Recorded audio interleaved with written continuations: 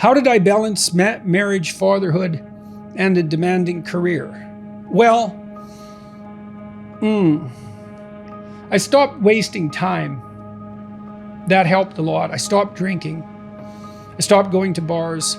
I really didn't spend a lot of time with my friends when I had young kids in particular.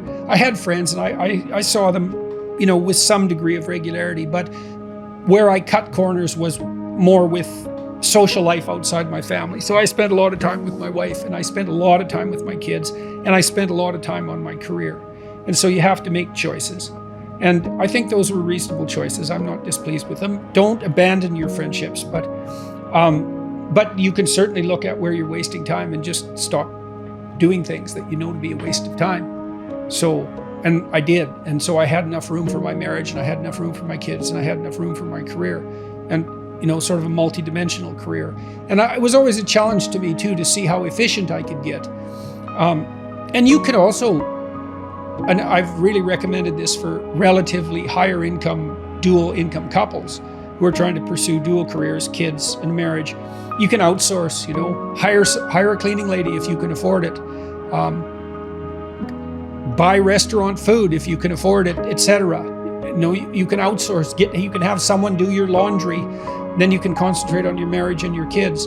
I know that is only an avenue available to people who have relatively high incomes, but people who have dual incomes have relatively high incomes. And so outsource what's unnecessary so that you can concentrate on what's necessary. I mean, I didn't do that when I was beginning my career, because when I lived in the United States, when I was in my late 20s and starting my family, we had one income. You'd think a Harvard beginning professor makes a lot of money, and I suppose that's true in some absolute sense, but relatively speaking, we didn't have enough money to buy magazines. We all our money went for housing cost and the basic necessities of living. I had a car that was 20 years old, 25 years old, I think. It was old. It was a bloody thing. The doors fell apart on the person I sold it to, like 6 months down the road. They knew it was a wreck at that point, but we drove that thing right into the ground. So I know that's not necessarily possible for everyone at the beginning of their career, but if you have two incomes, you can manage it. I concentrated on my marriage and making time for it.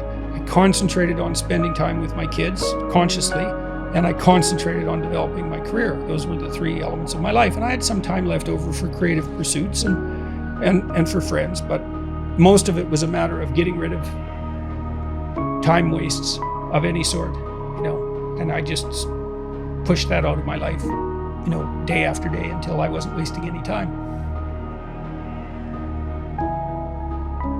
So you start your path and you think that you're heading, towards your star. And so you go in that direction. And then, because you're here, the world looks a particular way, but then when you move here, the world looks different, and you're different as a consequence of having made that voyage. And so what that means is that now that thing that glimmers in front of you is going to have shifted its location, because you weren't very good at specifying it to begin with, and now that you're a little sharper and more focused than you were, it's going to reveal itself with more accuracy to you. And so then you have to take it's almost like a 180-degree reversal. But it isn't, because, you've gone this far, and that's a long ways to get that far. But that's a lot farther than you would be if you just stayed where you were, waiting. And so it doesn't matter that you overshoot continually, because as you overshoot, even if you don't learn what you should have done, you're going to continually learn what you shouldn't keep doing. And if you learn enough about what you shouldn't keep doing, then that's tantamount at some point to learning at the same time what you should be doing.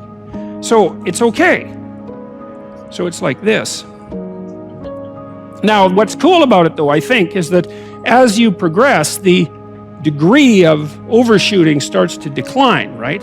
And that we know that there's nothing hypothetical about that. As you learn a new skill, like even to play a song on the piano, for example, you overshoot madly. You're making all sorts of mistakes to begin with, and then the mistakes, they disappear.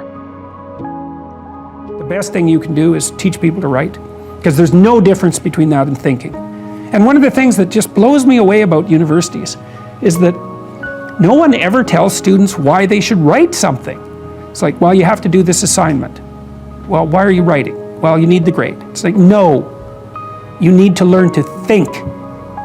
Because thinking makes you act effectively in the world. Thinking makes you win the battles you undertake. And those could be battles for good things. If you can think and speak and write, you are absolutely deadly. Nothing can get in your way. So that's why you learn to write. It's like, and I can't believe that people aren't just told that. It's like, it's the most powerful weapon you can possibly provide someone with. And I mean, I know lots of people who've been staggeringly successful and watched them throughout my life. I mean, those people, you don't want to have an argument with them. They'll just slash you into pieces. And not in a malevolent way. It's like, if you're going to make your point and they're going to make their point, you better have your points organized, because otherwise you are going to look like and be an absolute idiot. You are not going to get anywhere. And if you can formulate your arguments coherently and make a presentation, if you can speak to people, if you can lay out a proposal, God, people give you money, they give you opportunities, you have influence. If you're harmless, you're not virtuous. You're just harmless.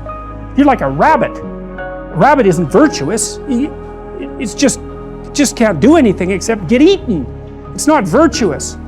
If you're a monster and you don't act monstrously, then you're virtuous.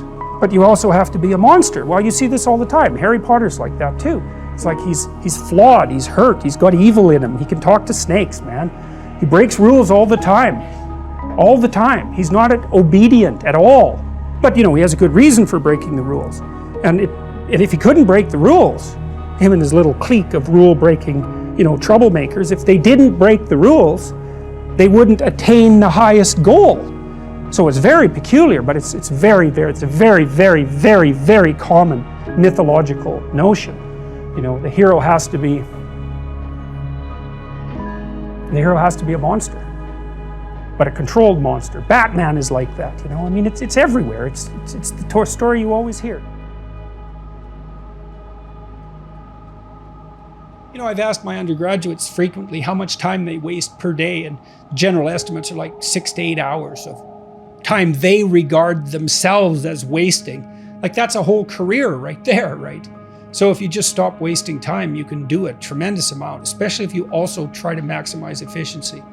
And I always found that incredibly motivating. You know, a motivating game. How much can I do in the least amount of time possible? That's fun to try to do that, as far as I'm concerned. I know, you know, that's maybe undoubtedly a temperamental thing, but if you're wired that way, that's a great meta strategy. Become efficient. I always asked my graduate students when they were designing experiments, they'd come with a proposal. I'd say to them, you know, is there any way you could do this 10 times faster? What would you have to cut? What would you have to change to do this 10 times faster? And you can learn to do that. I also learned to force the task to fit the time. You know, there's this dictum, work expands to fill the time allowed for its completion. Work expands to fill the time allowed for its completion. Well, there's a corollary to that, which is work becomes more efficient in proportion to the restrictions of time placed upon it. So if you say, well, this could take me 2 weeks, but I'm going to do the best job I could in 1 day, you'd be amazed. You can get 90% of the way, or 95% of the way, or sometimes even farther in that day. So that's another way of becoming efficient. You know, if you only have 10 minutes to do something that should maybe take you 2 hours, maybe you can figure out how to do it in 10 minutes. You can get dreadfully efficient. So that's very much worthwhile, in my estimation. If you want to do a lot of things, what else are you going to do? You know, rather than become efficient, if you want to do many things, you don't have much choice. But I found it extremely entertaining to try to do that.